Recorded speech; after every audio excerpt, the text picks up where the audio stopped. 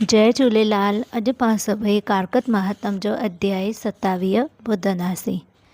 हर हमेश वांगुर हीअ कथा शुरू करण खां पहिरीं पाण सभई भॻवान गणेश गणपति महाराज जो ध्यानु धरंदासीं।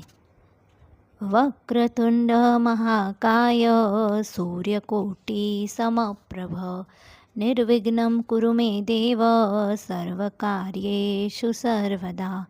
गुरु ब्रह्मा गुरु विष्णु गुरुदेवो महेश्वरा गुरु साक्षात् परं ब्रह्म तस्मै श्री गुरुदेव नमः। या देवी सर्वभूतेषु शक्तिरूपेण संस्थिता नमस्तस्यै नमस्तस्यै नमस्तस्यै नमो नमः। अध्याय 27। इन में पाण सभई ॾिसंदासीं त जय ऐं विजय भॻवान विष्णु रूप जा छो थी विया, छो उन्हनि जे सभा में ई विष्णु भॻवान जे दरबार में उहे द्वारपाल कीअं थी विया ऐं इहे अॻे जनम में केरु थिया वञी करे। धर्मदत्त ब्राह्मण सुर्ग में देवताउनि खां पुछियो त पुण्यशील ऐं राजा चोल खे सुशील नाला ॾेई पंहिंजो रूप ॼाणाए पंहिंजे द्वारपाल करे रखिया, पर जय ऐं विजय कहिड़ा पवित्र कर्म ऐं पुण्य कया हुआ, खेनि विष्णु भॻवान रूप सम्झी उन जा द्वारपाल बनाइण जो सौभाग्य मिलियो। तॾहिं इन हेठि प्राचीन समय जी कथा ॿुधाई हुई त वरुण बिंदु जी धीअ देवहूतीअ मां कंदर्प ऋषिअ खे 2 सुंदर बालक ॼावा। से बि विवाह करण सां न, पर रूहानी नज़र विझण सां चमत्कारी पुट ॼणई। अॻिते हली खेसि 3 पुट बि ॼाओ। उन्हनि जा नाला जय ऐं विजय, वॾो जय ऐं नंढो विजय नाला ॾिना विया। 2 भाउर भॻवान विष्णुअ जा पक्का ऐं सचा भॻत हुआ ऐं धर्मात्मा हुआ। 2 नित नेम सां विष्णु भॻवान जा विर्त रखंदा हुआ ऐं इष्ट अक्षरनि मंत्रनि जो जाप कंदा हुआ। भॻवान विष्णु उन्हनि ते ॾाढो ख़ुशि ऐं प्रसन्न रहंदो हो।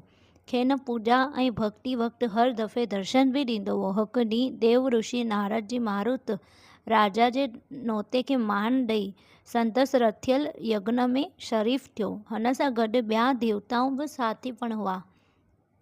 उन यज्ञ में जय ऐं विजय खे बि घुरायो वियो। जय ब्रह्मा बणिजी ऐं विजय पंडित बणिजी उहो यज्ञ संपूर्ण कयो।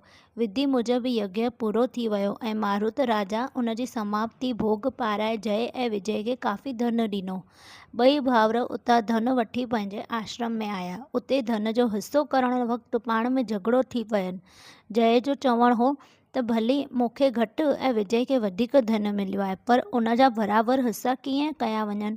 होॾां विजय हुते त जंहिंखे जेतिरो पंहिंजे हिसे में आयो हुजे उहो ई खणे। आख़िर जय जोश में विजय खे शराब ॾिनो त तूं वाघ जी जूण में वेंदे, तंहिं विजय बि उनखे शराब ॾिनो त तूं हाथीअ जी जूण में वेंदे। ॿिन्हिनि हिक ॿिए खे शराब ॾिनो ऐं पोइ पछताइण लॻायो त अजायो असां धन जे लोभ में विञायोसीं ऐं शराब जो कलंक पाण ते खयोंसीं। हाणे जॾहिं भॻवान विष्णु जी भक्ति ऐं पूॼा करण वक़्तु निमाए थो, भॻवान विष्णु खेनि दर्शन ॾिनो। तॾहिं ॿिन्हिनि भाउरनि शराबनि खां मुक्ति ॾियण लाइ वेनती कई। उन ते भॻवान विष्णु चयो त भॻवान जे ॾिनल शराब खे यमदूत बि पाण बदिलाए नथो सघे।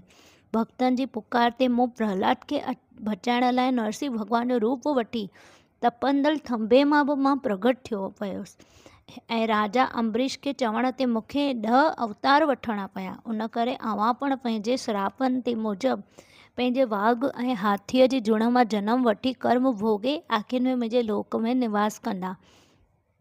हीअं चई भॻवान विष्णु अंतर्ध्यान थी वियो। वक़्तु पुॼाण उहो हिकु नदीअ जे किनारे वटि विजय वाघ ऐं जय हाथी रहण लॻा, छो जो उन्हनि जो श्राप उन्हनि खे अॻियां आयो। पशुनि जी जुण में बि हू भॻवान विष्णु जे निमाइती विधि अनुसार भक्ति ऐं पूॼा सची श्रद्धा सां कंदा रहिया ऐं विर्त रखिया। हिकु ॾींहुं कारकत महीने जी पूर्णिमा ॾींहुं ते हाथी सनानु करण लाइ गंडकी नदीअ में वियो। उन नदीअ में वाघ हो। तंहिं हाथीअ जो ॾिनल श्राप यादि करे संदसि टंग पंहिंजे वात में पकिड़े खेसि पाणीअ में घिलण लॻो, पर भॻवान विष्णु जे सुमरण खां पोइ होॾां हीअ आपदा ॾिसी हाथी बि भॻवान विष्णुअ जो सुमरण कयो। बसि उन वक़्तु वॾो चमत्कार थी वियो। अखी छंभ में शंख चक्र गदा ऐं पदमधारी भॻवान विष्णु पंहिंजे सुदर्शन चक्र द्वारा उन्हनि ॿिन्हिनि खे पाण जहिड़ो रूप ॾेई खेनि वैकुंठ वठी वियो। हुन ॾींहं खां वठी उन जाइ जो नालो ई हरी खेतर पइजी वियो। चक्र ऐं धक सभु पथरनि खे पिणु झर्ब जा निशान आहिनि। हूअ भॻवान विष्णु लोक में जय ऐं विजय जे नाले सां जग में प्रसिद्ध आहिनि। भॻवान विष्णु जा द्वारपाल थी पंहिंजे भक्तनि ऐं श्रद्धा जो सबूत ॾियनि था। धर्मदत्त जे पुछियल सवाल जो खेसि जवाबु मिली वियो। हिन कथा मां सिखण लाइ मिले थो त लोभ न करणु घुरिजे ऐं कंहिं लाइ बि हसद ऐं साड़ पचाइणु न घुरिजे। भॻवान विष्णु जो विर्तु कजे। धर्मदत्त खे देवताउनि भॻवान विष्णुअ जे विर्तु ऐं भक्ति भाव जी महिमा ॿुधाए चयो त तव्हां तुला, मकर ऐं मेष राशि योगनि जी संस्कृतीअ में रोज़ प्रभात जो सनानु करे तुलसी वणनि जी रक्षा कंदा करियो। एकादशी जो विर्तु पाण रखंदा अचो। उन विर्तनि मां गऊ माता, ब्राह्मण, दीन दुखियनि जी सेवा लाइ हमेशह तयारु रहो। विर्तु रखंदड़ ऐं मां जी दाल जो वाणनि जे खाधे में इस्तेमालु न करणु घुरिजे। हे धर्मदत्त जी, हीअ करण सां तव्हां शरीर त्यागण बाद असां जहिड़ी हालत में रहंदा, यानी देवता सां मिसल पुॼिया वेंदा। भॻवान विष्णु खे प्रसन्न करण वारे विर्त जहिड़ो पुण्य ऐं फल कॾहिं बि तीर्थ, यज्ञ, दान, पुण्य विधियुनि करण सां बि न मिलंदो आहे।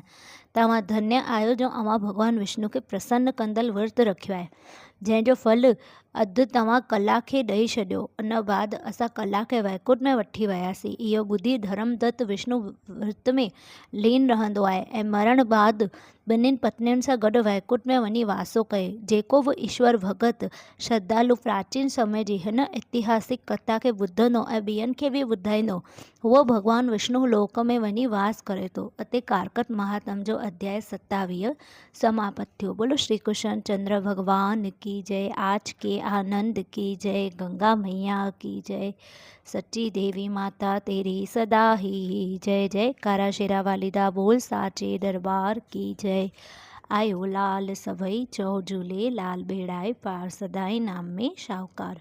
ओम नमः पार्वती पतये हर हर महादेव की जय। ओम शांति शांति शांति।